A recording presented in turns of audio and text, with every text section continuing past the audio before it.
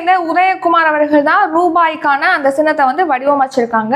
இப்போ எதுக்காக இந்த ரூபாய் சின்னத்தை வடிவமைத்தவங்க பத்தி பார்க்குறோம் அப்படின்னா, இந்த சின்னத்தை பார்த்தீங்கன்னா நம்ம தமிழ்நாடு நிதிநிலை அறிக்கை 2025 to 26 ஆண்டுக்கான நிதிநிலை அறிக்கை ஆவணங்கள்ல இந்த ரூபாய் சின்னத்துக்கு பதிலாக தமிழ் எழுத்து ரூ அப்படிங்கிற எழுத்தை வந்து ரீப்ளேஸ் பண்ணியிருக்காங்க. ரூ அந்த சின்னத்துக்கு பதிலாக ரூ அப்படிங்கிற தமிழ் எழுத்தை வந்து போட்டிருக்காங்க.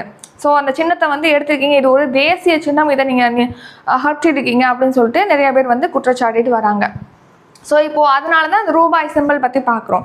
இந்த சின்னத்தை யார் வடிவமைத்தாங்க அப்படின்னா தமிழ்நாடு சேர்ந்த உதயகுமார் என்பவர் தான் வடிவமைச்சிருக்காங்க. இது பார்த்தீங்கன்னா 2010 ஆண்டு ஜூலை மாதம் 15 மத்திய அரசினால் ஏற்றுக்கொள்ளப்பட்டது. இந்த ரூபாய் சின்னம் இருக்கு இல்லையா, அது எப்போ ஏற்றுக்கொள்ளப்பட்டது? 2010 ஜூலை 15 மத்திய அரசினால் ஏற்றுக்கொள்ளப்பட்டது.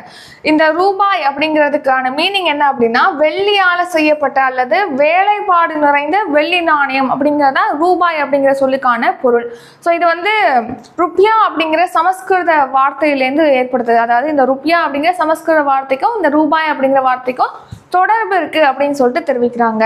அது மட்டும் இல்லாமல் பார்த்தீங்கன்னா இந்தோனேஷியா, மாலத்தீவு, மொரீஷியஸ், நேபாளம், செஷல்ஸ், அடுத்து இலங்கை, இந்த மாதிரி பல்வேறு நாடுகளில் அதிகாரப்பூர்வமாக ரூபாய் இல்லைன்னா அதுக்கு சமமான பெயர்களை வந்து நாணய பெயர்களாக அந்த நாடுகள் வச்சிருக்கு அப்படின்னும் தெரிவிச்சிருக்காங்க.